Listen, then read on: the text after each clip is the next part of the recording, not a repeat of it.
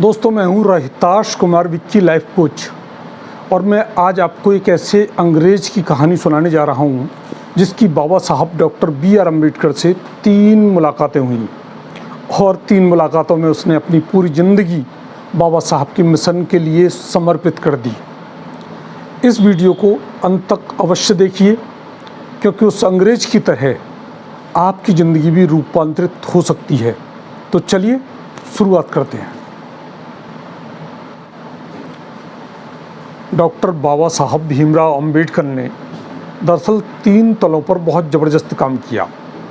पहला तल है शैक्षिक और सामाजिक तल, दूसरा तल है राजनीतिक तल और तीसरा तल है धार्मिक और सांस्कृतिक तल।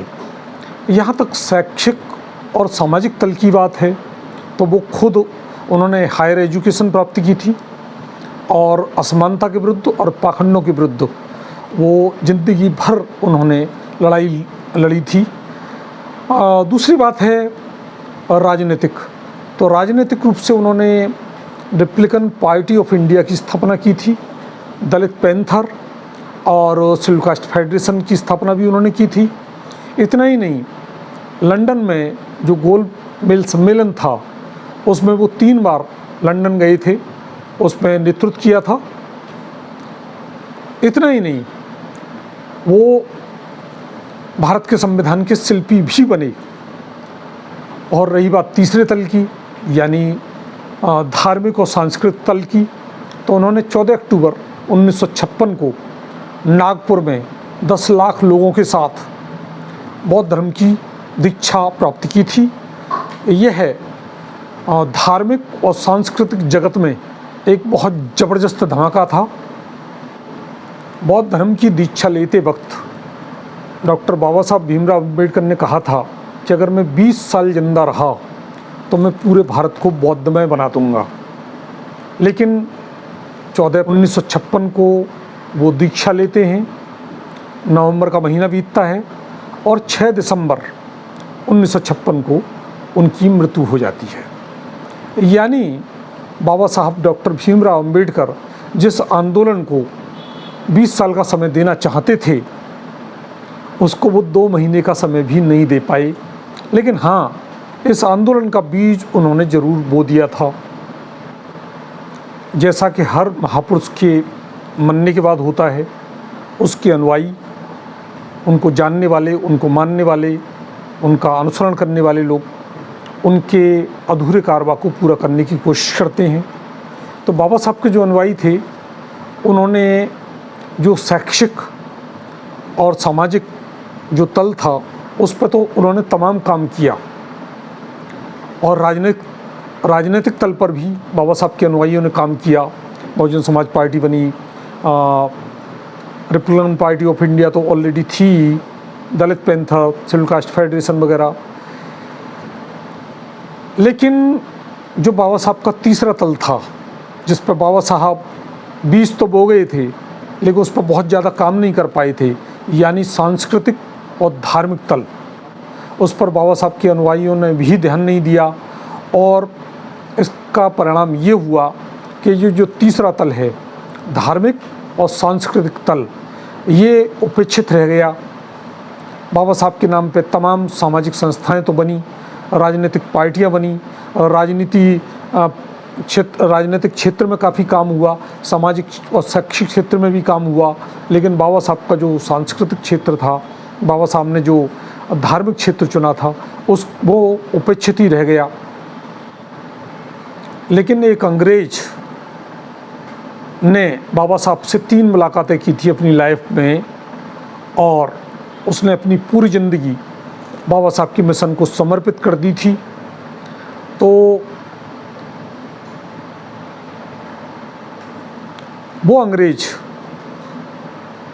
उसने बाबा साहब के मिशन को, बाबा साहब के जो धार्मिक और सांस्कृतिक जो क्षेत्र था उसको खाद पानी देना शुरू किया और उसको एक वृक्ष बनाने का काम किया।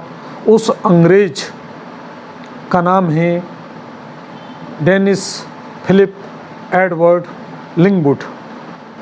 सुदूर इंग्लैंड से आना और फिर बाबा साहब के मिशन को बाबा साहब से मुलाकात करना और बाबा साहब के मिशन को खड़ा करना।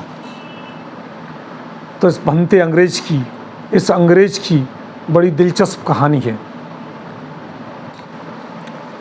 लिंगवुड का जन्म 26 अगस्त 1925 को लंदन में हुआ था। जब वो 6-7 साल का था तभी उसे एक गंभीर हृदय रोग हो गया, हार्ट का रोग हो गया और उसको 2 साल अस्पताल में बिताने पड़े। और अस्पताल में रहते रहते किताबें उसकी दोस्त हो गईं, जहाँ उसे 2 किताबें मिली जो बौद्ध धर्म से संबंधित थी। एक का नाम था डायमंड सूत्रा और एक का नाम था ब्लिंग सूत्रा। 17 वर्ष की उम्र आते आते उस अंग्रेज को, उस किशोर को ये एहसास हुआ कि मैं तो एक वास्तव में एक बौद्ध हूँ। यह एक चमत्कारिक अनुभूति थी और यहाँ से उसके मन में एक बात आई कि मैं बुद्ध की धरती भारतवर्ष अवश्य घूमने जाऊँगा, बुद्ध की धरती भारतवर्ष को अवश्य देखने जाऊँगा। डेनिस फिलिप एडवर्ड लिंगवुड ने जैसे ही जवानी में कदम रखा, विश्व युद्ध का समय चल रहा था और अनिवार्य सैनिक भर्ती के दौरान उसकी जो नियुक्ति थी, उसकी जो पोस्टिंग थी वो भारत के लिए हुई। और भारत आने की तमन्ना तो उसकी बचपन में ही उसके दिल में बीज बचपन से ही पड़ा हुआ था, भारत भूमि देखने का। सेना में रहते रहते उसकी नियुक्तियाँ श्रीलंका, भारत, सिंगापुर तमाम जगह हुई, लेकिन एडवर्ड लिंगवुड के हाथ में तो बंदूक थी, लेकिन उसका दिल बुद्ध के लिए धड़क रहा था। और परिणाम ये हुआ कि उसने सेना से इस्तीफा दे दिया और वो भारत आ गया। भारत आकर उसने श्रामरेण की शिक्षा ली और एक बंदूकधारी लिंगवुड एक भंते संरक्षित के रूप में तब्दील हो गया। उसका दीक्षा लेने के बाद उसका नाम हो गया भिक्षु संरक्षित। एक बार युवा भंते संरक्षित ने डॉक्टर बी आर अम्बेडकर को पत्र लिखा था। जवाब में डॉक्टर बी आर अम्बेडकर ने पत्र लिखा और उसमें बताया था कि जो भंते लोग हैं उनके लिए ट्रेनिंग की बहुत ज़रूरत है और वो अपने बौद्ध विहारों तक सीमित न रहें, वो समाज में निकलें और जो संघर्षशील शक्तियां हैं उनके साथ मुकाबला करें। तो इस बात से जो भंते संरक्षित थे वो बहुत प्रभावित हुए कि महाबोधि सोसाइटी की एक पत्रिका थी महाबोधि नाम से। 1950 में बाबा साहब ने उसके लिए एक आर्टिकल लिखा था, the future of Buddha and his religion, the future of Buddha and his religion. उसमें बाबा साहब ने 3 बातें बताई थी। पहली बात तो ये बताई थी कि जो बौद्ध धर्म है उसका अथाह साहित्य है, त्रिपिटक है, यानी 3 संदूकों के मुकाबले साहित्य। तो उनकी मंशा ये थी कि बौद्ध धर्म पे केवल एक साहित्य, जैसे क्रिश्चियंस का एक बाइबल है, उसी तरह से बौद्ध धर्म पे एक किताब हो। दूसरी जो मंशा थी जो बौद्ध समाज है, जो बौद्ध भंते लोग हैं, उनको ट्रेनिंग की बहुत ज़रूरत है। वो बुद्ध विहारों में न बैठे रहें, वो समाज में आके काम करें और जो संघर्षशील शक्तियाँ हैं उनके साथ अग्रिम पंक्ति में आके खड़े हों। उनकी बाबा साहब की जो तीसरी जो तमन्ना थी, जो तीसरी बात जो उन्होंने आर्टिकल में लिखी थी, वो ये लिखा था कि जो बौद्ध समुदाय है, जो भारत के जो बौद्ध हैं वो विश्व के बौद्धों के साथ जुड़ें और विश्व के जो बौद्ध हैं वो भारत के बौद्धों के साथ जुड़ें। और वो एक विश्व आंदोलन की ज़रूरत बाबा साहब ने बताई थी। इस आर्टिकल को पढ़कर भंते संरक्षित समझ गए कि बाबा साहब की बौद्ध धर्म में अथाह निष्ठा और रुचि है। इसलिए उन्होंने बाबा साहब डॉक्टर भीमराव अम्बेडकर से मिलने का निश्चय किया। 1952 की बात है। बाबा साहब अपने व्यक्तित्व के शिखर पे थे। भारत के संविधान शिल्पी होने के साथ साथ वह भारत के प्रथम कानून मंत्री थे, उम्र के 60 साल के पड़ाव थे। भंते संरक्षित की उम्र अभी 20 साल थी, लेकिन दोनों में अगर समानता थी तो एक ही, और वो थी तथागत बुद्ध की मैत्री भावना। बहरहाल उनकी जो पहली मुलाकात है वो काफ़ी मैत्रीपूर्ण रही, और लेकिन बाबा साहब से जो मुलाकात थी भंते संरक्षित की, वो काफ़ी मैत्रीपूर्ण रही, लेकिन बाबा साहब की बातों ने भंते संरक्षित के मन में उथल पुथल मचा के रख दी। बाबा साहब ने कहा कि आप जिस महाबोधि पत्रिका से और जिस महाबोधि सोसाइटी से जुड़े हुए हो, उसके जो अध्यक्ष हैं डॉक्टर श्यामा प्रसाद मुखर्जी हैं, जो कि हिंदू महासभा के अध्यक्ष भी हैं, और उन्होंने हिंदू कोड बिल का विरोध किया था। यानी वो समानता के पक्षधर नहीं हैं। जो व्यक्ति समानता का पक्षधर नहीं है, वह व्यक्ति सही मायने में बौद्ध धर्म का पक्षधर, बौद्ध धर्म का पैरोकार, बौद्ध धर्म की सोसाइटी का अध्यक्ष होने के लायक नहीं है। ये सब दिखावा है। डॉक्टर अम्बेडकर की बातें भंते संरक्षित को यहाँ लगी, और उन्होंने लौट करके महाबोधि सोसाइटी से इस्तीफा दे दिया।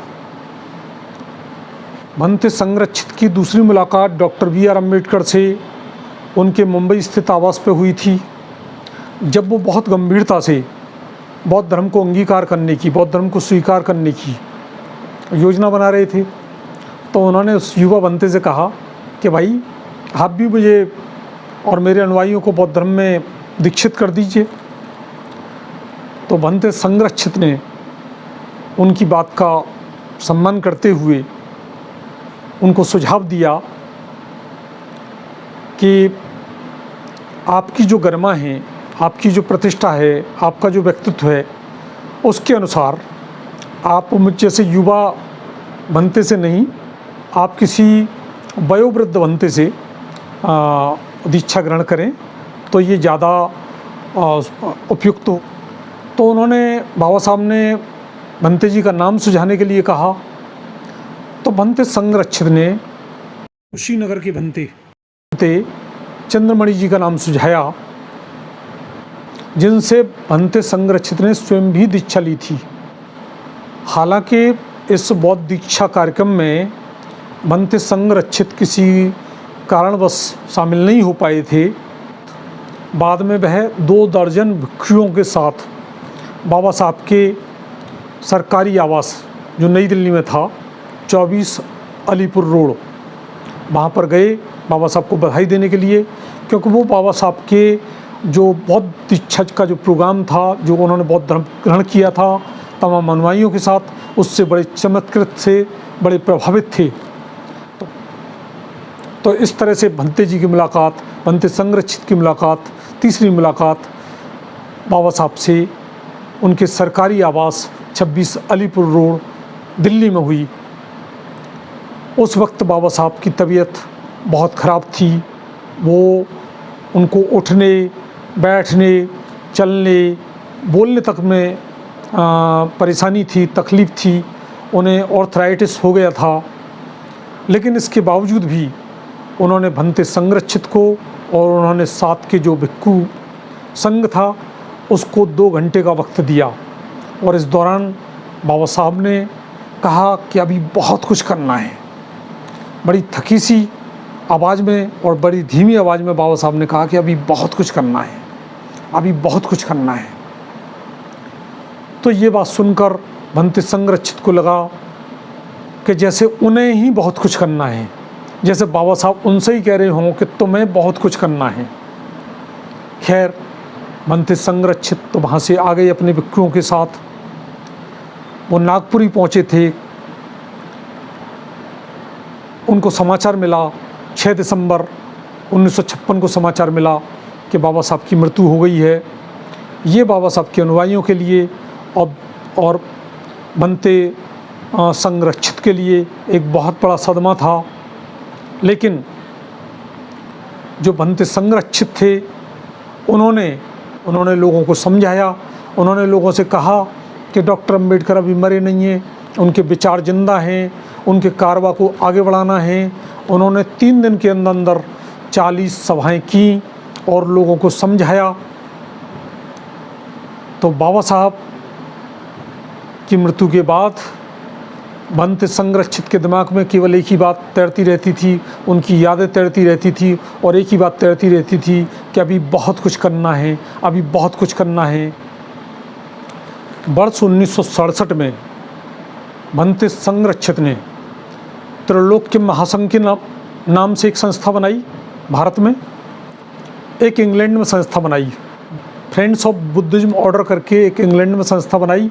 और जो बुद्ध का जो आंदोलन था, जो डॉक्टर अंबेडकर का जो कारवा था, जो डॉक्टर अंबेडकर का जो सांस्कृतिक और धार्मिक मिशन था, उसको जिंदा रखने का प्रयास किया। आज इस संगठन को त्रैलोक्य महासंघ के नाम से पूरी दुनिया में जाना जाता है और इसकी 50 से ज़्यादा देशों में शाखाएं हैं, जहां ध्यान शिविर, ध्यान का और बुद्ध की शिक्षाओं का अभ्यास कराया जाता है, शिविर लगाए जाते हैं, वर्कशॉप कराई जाती हैं, एजुकेशन की व्यवस्था है, अनाथालय चलाए जाते हैं, सोशल जो सामाजिक उत्थान के तमाम प्रोग्राम आयोजित किए जाते हैं, लोगों को श्रेष्ठ जीवन जीने की कला सिखाई जाती है। तो बाबा साहब ने जैसा कि महाबोधि पत्रिका में जो आर्टिकल लिखा था, the future of Buddha and his Dhamma, उसमें जो 3 बातें कही थी कि एक बुद्धों का एक ग्रंथ होना चाहिए, तो अपने जीवन काल में ही उन्होंने द बुद्धा एंड हिज धम्मा लिख करके इस ग्रंथ की पूर्ति कर दी थी। ये ग्रंथ बौद्ध समाज में एक बाइबल की तरह माना जाता है। रही दूसरी बात, एक नया भिक्खु संघ और एक विश्व बौद्ध आंदोलन, इसकी पूर्ति भंते संरक्षित ने त्रैलोक्य महासंघ बना के और 50 देशों में उसकी शाखाएं चला के, भारतवर्ष में भी उसका काम बहुत विस्तार से चल रहा है, करके पूरी की। जब एक अंग्रेज भंते बाबा साहब अंबेडकर से 3 मुलाकातें करके धम्म के क्षेत्र में, सांस्कृतिक क्षेत्र में इतना बड़ा काम कर सकता है, तो हम और आप क्या नहीं कर सकते। दोस्तों, ये थी भंते संरक्षित और उनकी डॉक्टर अंबेडकर से 3 मुलाकात की कहानी। ये वीडियो आपको कैसा लगा, इसके बारे में हमें अवश्य अवगत कराएं और इस चैनल को लाइक कीजिए, शेयर कीजिए और सब्सक्राइब कीजिए और बने रहिए हमारे साथ। Thank you, thanks a lot. जय भीम, जय भारत।